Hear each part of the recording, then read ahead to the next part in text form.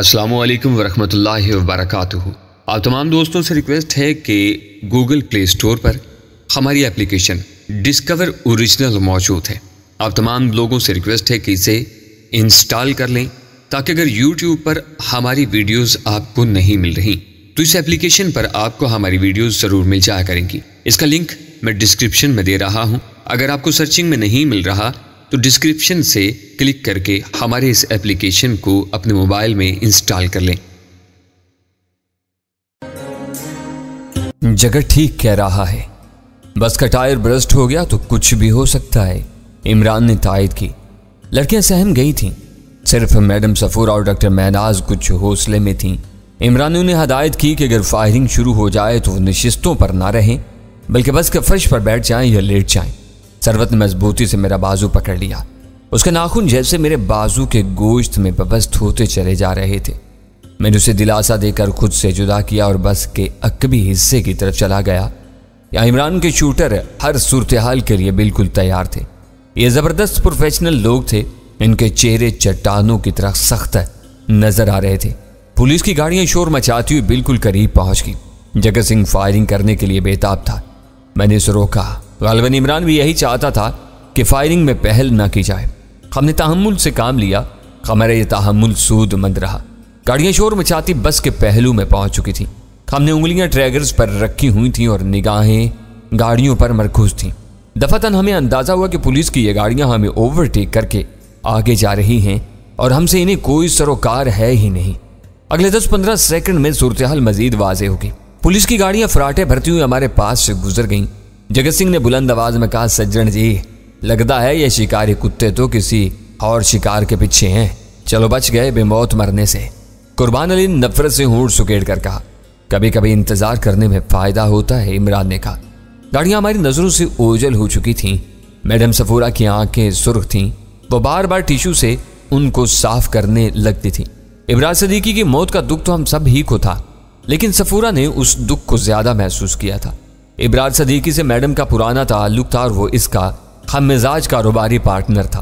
वो भांडगल स्टेज से चंद माह पहले हमारी ही तरह बचकर निकल आया था, लेकिन मूर्ति की नाहुसत अपने साथ ले आया था और आज रात यही नाहुसत उसकी जान ले गई थी। हमें अफसोस था कि हम इब्रार और पूरब कुमार की लाशों को स्पोर्ट्स कम्प्लेक्स में छोड़ आने पर मजबूर हो गए थे। जिलानी दर्द से करा रहा था। महनाज तनदही से उसकी तीमारदारी में मसरूफ थी। वो एक हमदर्द लड़की थी। अपने मरीज को अपना जाती मसला समझने लगती थी। बाबे जलाली की मिसाल हमारे सामने थी। बाबे जलाली जैसे बूढ़े और गसीले शख्स के लिए डॉक्टर महनाज ने बेमिसाल वफादारी का मुजाहरा किया था और उससे किया हुआ वादा निभाने के लिए बहुत सी मुसीबतें झेली थी। अब फिर उसे उम्मीद थी कि वो अपने शौहर सोहराब जलाली से मिल सकेगी। अब दिन का उजाला फैलना शुरू हो गया था। गोमतला गर्द आलूद था और झक्खड़ से चल रहे थे। हम गांधी नगर की फसी आबादी को बाईपास करते हुए शुमाल मगरिब की तरफ बढ़ते चले जा रहे थे। हमारी मंजिल थर पारकर का सरहदी इलाका था। इमरान का कहना था कि हम बॉर्डर के एक खास पॉइंट से आसानी गुजर सकते हैं और पाकिस्तानी इलाके में दाखिल हो सकते हैं। वो इससे पहले भी इसी तरह कई मुसीबत ज़दा पाकिस्तानियों को इंडिया के हदूद से निकाल कर हिफाजत से पाकिस्तानी सरजमीन तक पहुंचा चुका था। थर पारकर का ये रास्ता उसका और उसके साथियों का देखा भाला था।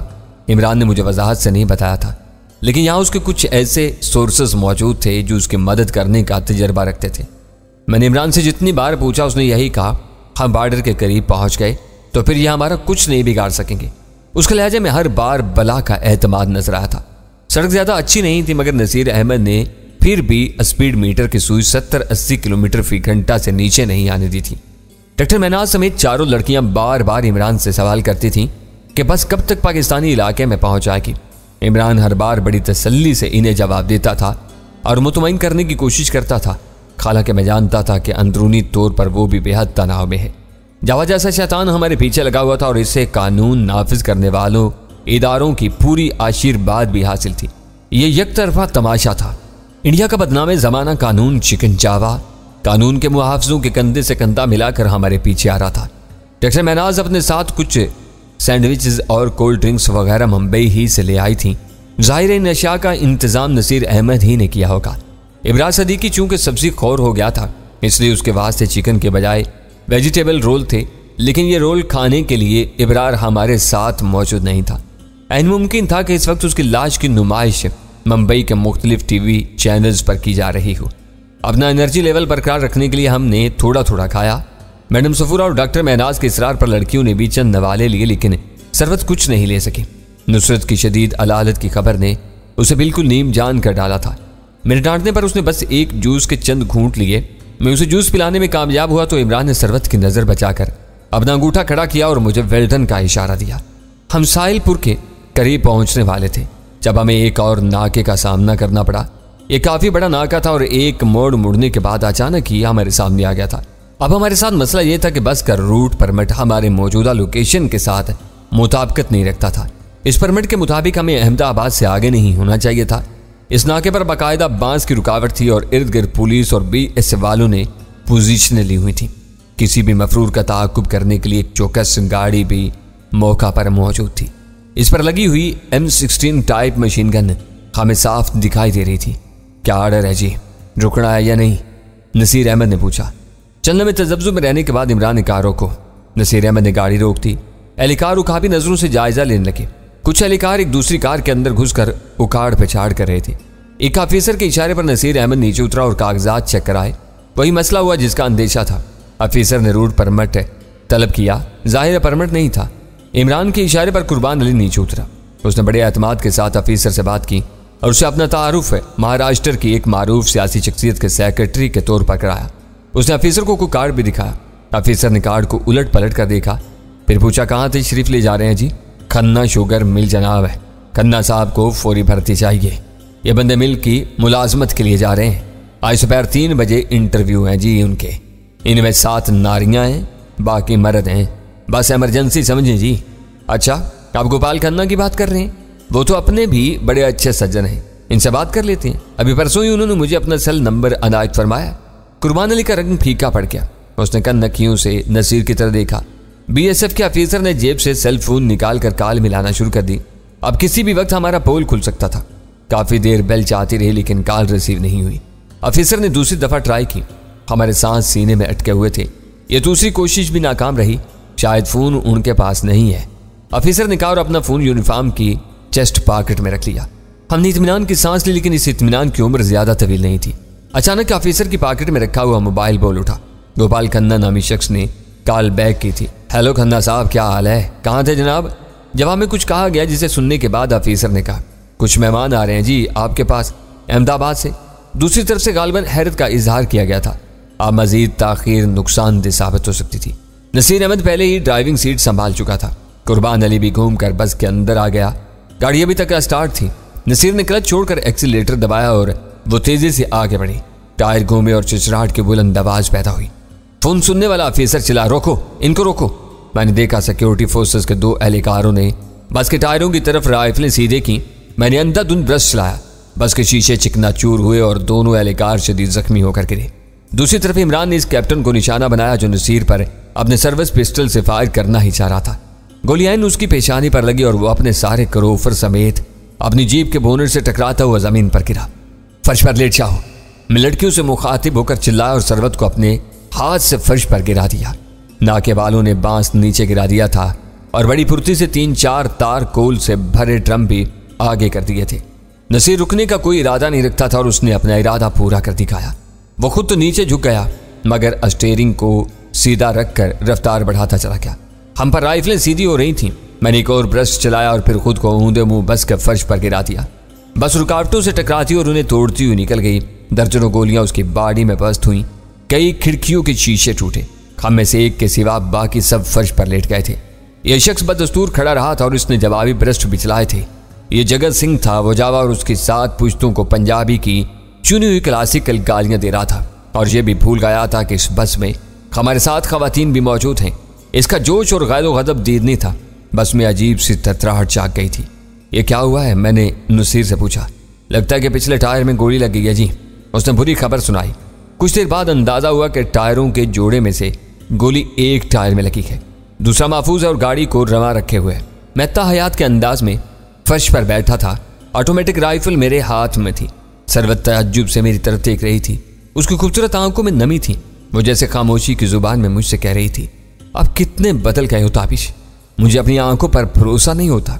मैंने कभी सोचा भी नहीं था कि आपके हाथों में फूलों, नज़्मों और तस्वीरों की बजाय राइफल होगी और आप अपने ही जैसे इंसानों पर अंधाधुंध गोलियां चलाएंगे। हमारे पीछे 2 गाड़ियां लग चुकी थीं। वो तेजी से दरमियानी फासला कम कर रही थीं। इनका नजदीक आना ठीक नहीं था। बस की पिछली स्क्रीन टूट चुकी थी। इमरान ने 3 शूटर्स को वहां मुकर्रर कर दिया। इनमें से एक के पास स्नाइपर गन भी मौजूद थी। इमरान ने इन्हें हदायत की, गाड़ियों को जितनी दूर रख सकते हो रखो। शूटर्स ने इन हदायत पर अमल किया। वो मुसलसल फायरिंग करने लगे। स्नाइपर गन ने काम दिखाया। BSF की अगली जीप निशाना बनी। हमने इसे सड़क से उतरते और फिर किसी दरख्त से टकरा कर आग पकड़ते देखा। यह मंजर हमने काफी फासले से देखा, 1 किलोमीटर दूर से। इस दौरान में हमारी बस तक कोई गोली नहीं पहुंची। अंदाजा हुआ कि इन लोगों के पास फिल वक्त कोई दूरमार राइफल नहीं है। अगर इन्होंने इक्का दुक्का फायर किए भी थे तो वो हमें नुकसान पहुंचाने में बिल्कुल नाकाम रहे थे। दफातन मुझे अंदाजा हो कि नसीर अहमद बस ड्राइव करते हुए एक तरफ झुका हुआ है। मैंने शिस्तों के दरमियान से गुजरकर उसके पास पहुंचा। तुम ठीक तो हो नसीर? मैंने उसे पूछा। जी हाँ, उसने मुझसे सर जवाब दिया। आवाज में तकलीफ का इजहार था। मैंने आगे झुककर देखा, उसका दायां पहलू खून से लथड़ा हुआ था। जिस वक्त उसने नाके की रुकावटों को तोड़ा था उसे गोली लग गई थी। इमरान, मैंने पुकार कर कहा। इमरान और डॉक्टर महनाज दोनों मेरी तरफ लपक आए। नसीर जख्मी है, मैंने इतला दी। कोई बात नहीं सर, मैं गाड़ी चला सकता हूं, वो बोला। वो कह तो रहा था लेकिन उसकी हालत ऐसी हरगिज नहीं थी। दूसरी तरफ हम बस रोकने और ड्राइवर तब्दील करने का खतरा भी मोल नहीं ले सकते थे। हमारा ताकुब हो रहा था और ताकुब करने वाले लम्हा बलम्हा करीब पहुंच रहे थे। इन्हें दूर रखने के लिए इमरान का शूटर गाहे बगाए स्नाइपर गन से फायर कर रहा था, मगर एमुनेशन महदूद था। वो बहुत ज्यादा फायर भी नहीं कर सकता था। मैंने डॉक्टर महनाज से कहा, महनाज आप नसीर के पास ही बैठ जाएं, फिलहाल इसका खून रोकने की कोशिश करें, बाकी बाद में देखा जाएगा। महनाज अपना सामान लेकर नसीर अहमद के पास पहुंच गई और कैंची से उसकी कमीज काट कर जख्म को देखने लगी। गोली नसीर के पेट में गई थी और वो शदीद तकलीफ महसूस कर रहा था। इसकी पेशानी पसीने से तर थी। कितने राउंड रह गए हैं? इमरान ने स्नाइपर गन वाले से पूछा। बस 8 जी। ठीक है, ध्यान से इस्तेमाल करो। यह स्नाइपर बहुत फायदा दे रही थी।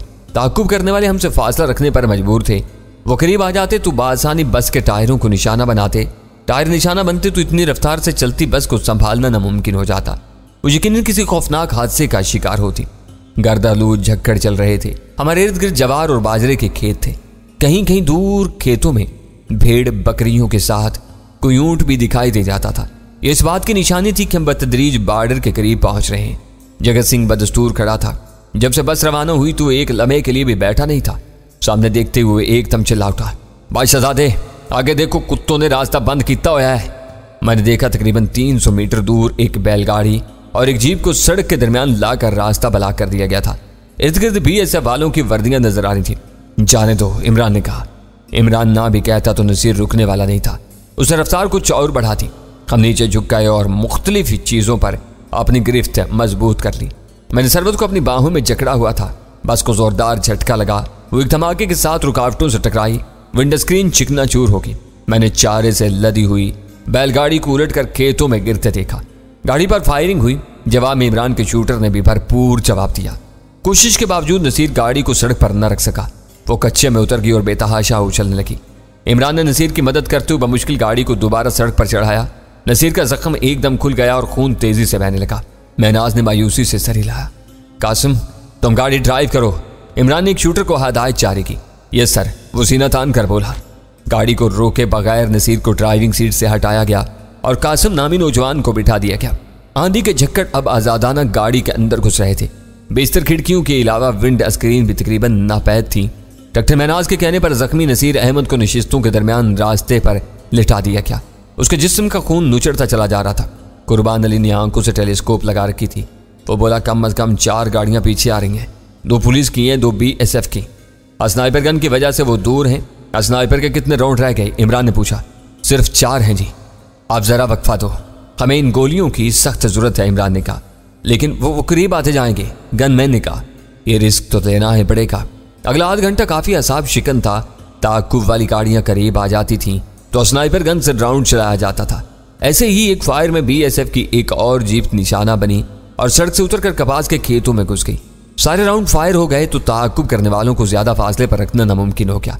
गनमैन के हिसाब से एक राउंड बाकी था, लेकिन वो फायर हो गया था या फिर कहीं लुढ़क कर नशिस्तों के नीचे चला गया था। वो कहीं नहीं मिला। अब हमने ऑटोमेटिक राइफलों से फायरिंग शुरू की, लेकिन ये फायरिंग भी कफायत शायरी ही से करना पड़ रही थी। दूसरी तरफ से अंधाधुंध गोलियां चल रही थी। अचानक मुझे लगा कि हमारी बस बुरी तरह लरज रही है। इमरान ने पुकार कर कहा, ताबी कासिम को देखो। मैंने पलट कर देखा। ड्राइवर कासिम स्टीयरिंग व्हील पर ऊंधा पड़ा था। उसकी पुश्त पर कंधों के दरमियान कमीज सुर्ख हो चुकी थी। मैं ड्राइविंग सीट से ज्यादा दूर नहीं था। मैंने लपक कर स्टीयरिंग संभाल लिया। मैडम सफूरा और जगत सिंह मेरी मदद को आए। हमने बस को मुकम्मल तौर पर रोके बगैर मुर्दा कासिम को ड्राइविंग सीट से हटा लिया। अब इसके सिवा कोई चारा नहीं था कि मैं ड्राइविंग संभाल लूं। मैं सुकून आलूद सीट पर बैठा और बस ड्राइव करने लगा। इतनी भारी गाड़ी चलाने का मुझे इससे पहले कोई तजर्बा नहीं था, मगर जो हालात थे इनमें किसी मंसूबाबंदी के बगैर ही सब कुछ करना पड़ रहा था। मैंने मुड़कर देखा, सरवत का चेहरा बिल्कुल हल्दी हो चुका था। वो जानती थी कि यह ड्राइविंग सीट खूनी सीट बनी हुई है। पहले नसीर अहमद गोली का शिकार होकर यहां से उठा था, फिर कासिम की लाश उठाई गई थी। अब मैं यहां बैठा था। मैंने कब्नुमा आईने में देखा, ताक़ुब करने वाली गाड़ियों की तादाद बढ़ती ही जा रही थी। अब वो काफी नजदीक भी आ गए थे। हम साहिलपुर को पीछे छोड़ाए थे और अब रुख बॉर्डर की तरफ था। फिर वही हुआ जिसका अंदेशा मुसलसल हमें कचोके लगा रहा था। बस के पिछले हिस्से में गोलियों की एक बौछार लगी। पहले दाएं तरफ के टायर धमाके से फटे, इसके बाद सारा बोझ बाएं जानिब के अकलौते टायर पर पड़ा और वो भी ब्रस्ट हो गया। सरवत समेत लड़कियां चिल्ला उठी। अब बस को बुरी तरह धचके लग रहे थे। मैं बस को इसी तरह दौड़ाता चला जा रहा था, मगर रफ्तार बहुत कम हो चुकी थी। इस बदतरीन सूरत हाल में मुस्बत पहलू सिर्फ यही था कि दोनों अकबी टायर ब्रस्ट हुए थे और बस के उलटने का अंदेशा नहीं था। बहरहाल इस तरह ज्यादा दूर तक जाया नहीं जा सकता था। अब क्या करना है, मैंने इमरान से पूछा। वो दाएं तरफ कुछ नजर आ रहा है, क्या है ये? इमरान ने कहा। जिलानी ने टेलीस्कोप में देखा, कोई पुराना डाक बंगला सा है, शायद रेस्ट हाउस है। जिलानी ने इतला दी। इधर मोड़ दो, इमरान ने कहा। गाड़ी के टायर कट चुके थे और अब वो लोहे के रिमों पर दौड़ रही थी। दौड़ भी क्या रही थी, बस उछल रही थी। किसी भी वक्त उसका टायर राड वगैरह टूट सकता था और उसे फुल स्टॉप लग सकता था। इमरान ने सबको गाड़ी के फर्श पर लेटा दिया था और खुद भी लेट कर ही फायरिंग का जवाब दे रहा था। फकत जगत सिंह ने यह हदायत तस्लीम नहीं की थी और बस एक घुटना जमीन पर टेकने पर इक्तिफा किया था। अब हम रेतली जमीन पर थे, रास्ता नीम पुख्ता था। अकेली गाड़ियां तेजी से पास आ रही थी। हम इनके पहुंचने से पहले इस रेस्ट हाउस नुमा इमारत में घुस जाते तो यह हमारी कामयाबी थी। बस को लगने वाले शदीद झटकों की वजह से स्टीयरिंग संभालना मुश्किल हो रहा था। एक गोली आई और स्टीयरिंग के निचले हिस्से को तोड़ गई। किरचियों ने मेरे हाथों को लहूलुहान कर दिया। मैं किसी न किसी तरह गाड़ी को इस खंडर इमारत तक ले आया। लकड़ी का फाटक धमाके से तोड़ती हुई बस अहाते में घुस गई। यह लंबी घास थी और वीरानियों के ढेर थे। इमरान की हिदायत पर सब गाड़ी में से निकल आए। मैडम सफूरा लड़कियों को लेकर अंदरूनी कमरों की तरफ लपक गई। सुरीता के नाम पर हमें जो डमी लड़की मिली थी वो भी साथ थी। हमने बस के पीछे और इसके अलावा मुख्तलिफ जगहों पर पोजीशनें संभाल ली। कुर्बान अली जख्मी नसीर अहमद को लेकर करीबी कमरे की तरफ चला गया। अकबी गाड़ियां बर्क रफ्तारी से धूल उड़ाती हुई आईं और महफूज फासले पर रुक गईं। यह निस्फ दर्जन के करीब गाड़ियां थीं, कुछ जीपें और कुछ कारें। एक खुली जीप पर M16 टाइप की मशीन गन साफ दिखाई दे रही थी। जगत सिंह के गले की रगें जोश से फूली हुई थी। वह मुझसे मुखातब होकर बोला, बादशाहजादे, अगर तेरा आर्डर हो तो मैं इन सामने वाली झाड़ियों में जाकर इस बड़ी गन वाली जीप का कचूमर बना सकता हूँ। क्या मतलब? काला अनार फेंकूंगा इस पर, 1500 टुट्टे हो जाएंगे इसके। नहीं, अभी नहीं, इमरान से मशवरे के बाद मैंने कहा। इधर इक्का दुक्का फायर आने शुरू हो गए थे। इमरान के शूटर भी जवाब देने लगे थे। इमरान ने उंगली से उस फाटक की तरफ इशारा किया जिसे हमने बस की टक्कर से अभी तोड़ा था। फाटक के खस्ता हाल तख्तों के साथ दो बड़ी बड़ी हड्डियां, बल्कि हड्ड लाल डोरी के साथ झूल रहे थे। न जाने क्यों लगा कि ये इंसानी हड्डियां हैं। ये तो कोई टूना लगता है। वो नीचे कुछ तावीज वगैरह भी बंधे हुए हैं, मैंने कहा। इसी दौरान में अंदर से एकदम लड़कियों के रोने चिल्लाने की आवाज आई। फिर सरवत ऐश्वर्या और दीगर लड़कियां भर्रा मार कर बाहर निकल आईं। मैडम सफूरा भी साथ ही थी। इसके हाथ में पिस्तौल था। फिर उसने हिम्मत की और कमरे की तरफ रुक करके गोली चलाई। मैं दौड़कर अंदर की तरफ गया। मैं देखा टूटे फूटे कमरे के फर्श पर एक बड़े खार पुश्त का खूंचका जिस्म पड़ा था। ऐसे ही 2-3 मजीद खार पुश्त पिछले कमरे की बाहर वाली दहलीज पर नजर आ रहे थे। एक जसीम काला बिल्ला कमरे के गोशे में खड़ा खार पुश्त की लाश को देख रहा था। मैडम ने घबराई हुई आवाज में कहा, यहाँ और भी जानवर हैं। अभी वहां बरामदे में 2 बड़े कछुए भी देखे हैं मैंने, कई कैट्स भी हैं। काला बिल्ला यकीनन जंगली था। उसका अंदाज खतरनाक था। यूं लगता था कि किसी भी वक्त हम पर झपट पड़ेगा। ये 2 तरफा मुसीबत थी। बाहर घेरा डालकर फायरिंग शुरू कर दी गई थी और अंदर ये करीहुल मंजर जानवर थे। इस दौरान में एक और काले बिल्ले या बिल्ली ने एक रोशनदान में से छलांग लगाई और सीधा खार पुश्त की लाश पर गिरा। इस भूखे जंगली बिल्ले ने खार पुश्त की लाश को घसीटना चाहा, मगर हमारे धमकाने पर दूर हटकर खड़ा हो गया। इसने हमारी आंखों में आंखें डाली हुई थी और अंदाज खतरनाक था। बहुत जाहरे हो रहा था वो। शायद मैं या मैडम सफूरा इस पर भी गोली चला देते, लेकिन इमरान लपक कर अंदर आ गया। नहीं, हमारे पास फालतू गोलियां नहीं, मैं देख लेता हूं इनको, तुम लोग बाहर जाओ। BSF वाले आगे आने की कोशिश में हैं, सबसे कहो पोजीशन ले लें, इमरान ने कहा। फिर बिना तरद्दुद काले जंगली बिल्ले की तरफ बढ़ा। उसने इसे शिशकारा तो वो एकदम खारपुश की लाश से ध्यान हटाकर बाहर निकल गया। ये क्या चक्कर है ताबिश? मैडम सफूरा ने पूछा।